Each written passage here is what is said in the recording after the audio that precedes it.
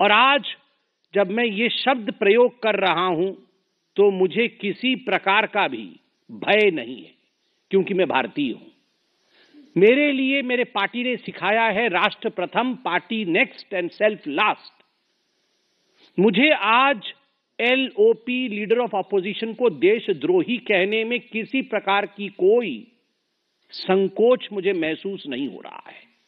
और अभी मैं पूरा ताना बाना आपके सामने बड़े ही सिंपल शब्दों में रखूंगा ताकि देशवासी इसे समझ सके।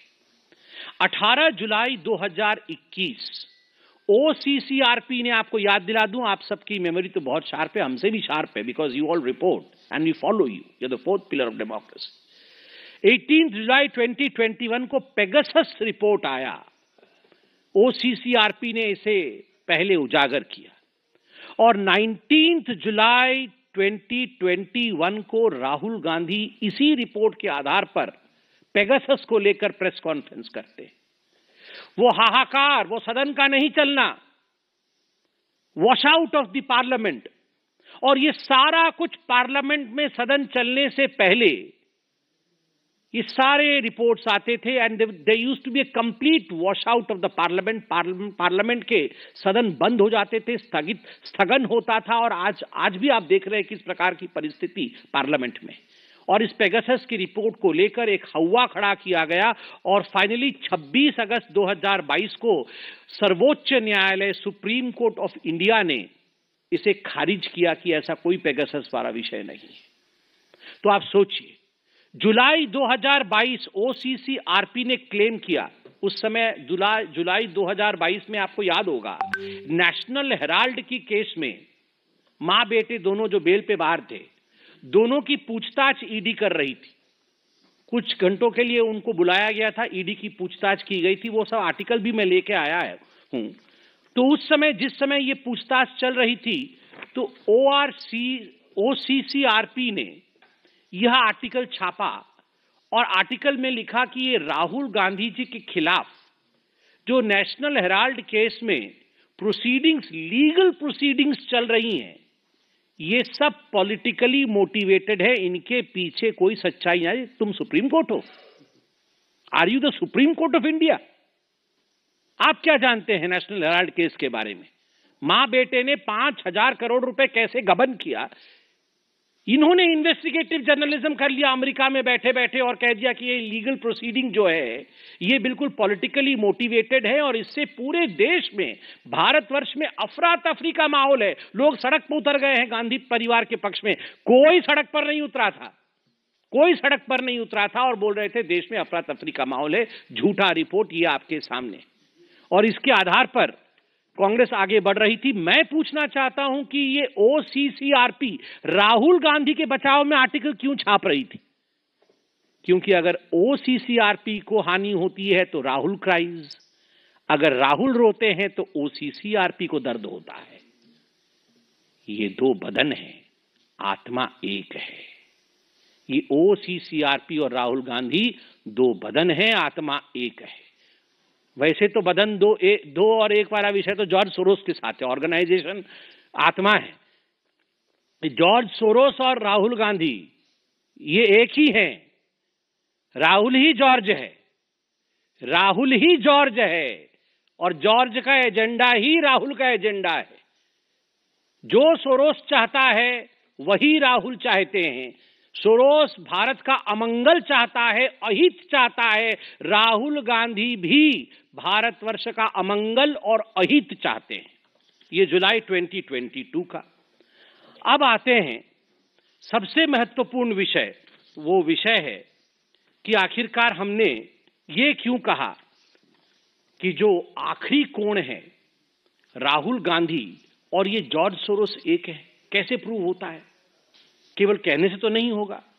तो हम आज साइंटिफिक एविडेंसेस लेके आए हैं। Have come with evidences. पहला एविडेंस याद है ना, वो राहुल गांधी जिस सोच रहे थे कि वो क्या, भारत तोड़ो यात्रा, हाँ जोड़ो, अच्छा ठीक है, वो जो भारत तोड़ो यात्रा उन्होंने किया था, जोड़ो यात्रा, वो सोच रहे थे वो यात्रा करने से वो पूरा सब जीत जाएंगे, लोकसभा जीत जाएंगे, हरियाणा जीत जाएंगे, महाराष्ट्र जीत जाएंगे, सब कुछ जीत जाएंगे। अब लोग भी जानते हैं कि ये तोड़ने के लिए निकले थे, तभी इनका ये हर्ष हुआ है। तो ये जो भारत जोड़ो यात्रा इन्होंने निकाली थी, उसमें सलील शेट्टी एक दिन आए थे इनके साथ घूमने के लिए। सलील शेट्टी कौन है? ये वाइस प्रेसिडेंट है, सोरोस के फाउंडेशन का वाइस प्रेसिडेंट है। अब मैं आपको जो तस्वीर दिखा रहा हूं सलील शेट्टी का, ये आप सलील शेट्टी देख सकते हैं, ये राहुल गांधी देख सकते हैं, और ये इनका भारत तोड़ो यात्रा चल रहा है, उसमें वो आए हुए हैं, सलील शेट्टी। और सलील शेट्टी वाइस प्रेसिडेंट है अपने ऑर्गेनाइजेशन, उसका ऑर्गेनाइजेशन जो open society foundation George Soros का है। मैं उनके वेबसाइट से भी निकाल के लाया हूं, आप देख सकते हैं। ये है सलील शेट्टी, जो राहुल गांधी के साथ सलील शेट्टी चल रहे थे, वो राहुल गांधी और सलील शेट्टी, और जॉर्ज सोरोस के फाउंडेशन के वाइस प्रेसिडेंट। तो इस प्रकार से ये दो बदन एक आत्मा है। उसके बाद आप याद करिए, राहुल गांधी विदेश जाते हैं तो पता नहीं कब चले जाते हैं, हम लोग को बाद में मालूम पड़ता है, और जाते हैं तो ऐसे ही नहीं आते हैं, कुछ लोगों से मिलते हैं, बाद में फोटोएं निकलती है। पहले डिनाई, याद है वो रात को चाइना वालों से मिल रहे थे, तो हमने कहा चाइना वालों से मिल रहे टेंट के नीचे डोकलाम में, तो फिर वो नहीं बिल्कुल नहीं मिला, तो फिर संजय जी फोटो लेके आ गए तो बोले हाँ मिला था। तो इसी प्रकार से हम भी फोटो रखते हैं सब चीज की। राहुल गए थे बाहर, तो उन्होंने किससे मुलाकात की थी? उन्होंने मुलाकात की थी OCCRP के एक जर्नलिस्ट, क्योंकि ये एक जर्नलिस्टिक बॉडी है, तो उनके जर्नलिस्ट हर देश में है। तो अमेरिका में एक जर्नलिस्ट है, बांग्लादेशी जर्नलिस्ट, जिसका नाम है मुशफिकुल फजल अंसारे, जो कि भारतवर्ष का घोर विरोधी है और दशकों से भारत के विरोध में आर्टिकल छापता है। राहुल गांधी और उनकी नजदीकियां देखिए जरा, ये सेल्फी देखिए जरा, ये सेल्फी खुद बयान करता है कैसे चिपके हुए हैं। जहां देश का अहित, वहीं राहुल चिपक जाते हैं। ये जो अंसारी है, ये बांग्लादेश का रिपोर्टर है, आप देख सकते हैं कैसे गौर से वो राहुल जी की बातों को सुन रहा है।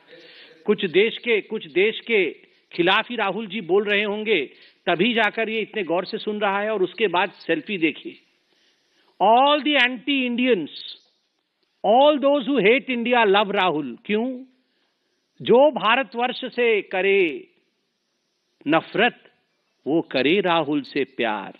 ऐसा क्यों है भैया? थर्ड केस है आनंद मगनाले का। आपको याद होगा दिल्ली में एक राइट्स हुआ था, तो ये आनंद मगनाले कांग्रेस का एक व्यक्ति है, जो कांग्रेस के लिए भी उसने फंड रेजिंग की थी, अपनी एनजीओ भी चलाता है।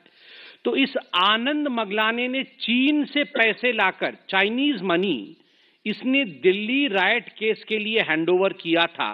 किसको? शरजील इमाम को। द इनफेमस शरजील इमाम को इस आनंद मंगले ने पैसा दिया था। और इस आनंद मंगले का क्या कनेक्शन है राहुल गांधी से? कांग्रेस ही है, और यह भी OCCRP का जर्नलिस्ट है। चाइनीज पैसा लाकर यहां राइट करवा रहा है, राहुल गांधी का खास आदमी है। तो all this is not just मियर coincidence. और ये तो फेमस फोटो है इल्हान उमर के साथ, मैं तो बहुत बार बोल चुका हूं, इसलिए दोबारा और बोलने की आवश्यकता नहीं है। अब तो अमेरिका भी इनके ऊपर अटैक कर रही है, इल्हान उमर के ऊपर। तो इनके साथ राहुल गांधी का जो सांठगांठ है, और आज जो डॉक्यूमेंट्स आपको दिखाए गए हैं, इससे एक बात बड़ा स्पष्ट होता है कि Rahul does not want India to move ahead. Bharatvarsh आगे बढ़े, ये राहुल गांधी नहीं चाहते। भारत का संसद चले, ये राहुल नहीं चाहते। संसद से पहले कोई न कोई अंतर्राष्ट्रीय पटल पर फर्जी तरीके से कुछ ऐसे विषय लाना जिनको लेकर भारत के सदन चल न सके, हानि हो हिंदुस्तान का, यह प्रयास करना। भारत में उद्योगपति न पनपे, ये राहुल का प्रयास है। भारत में जो शेयर्स, छोटे छोटे शेयर में निवेश करते हैं मार्केट में, वो हिंदुस्तानी पीछे रहें, यह राहुल का प्रयास है।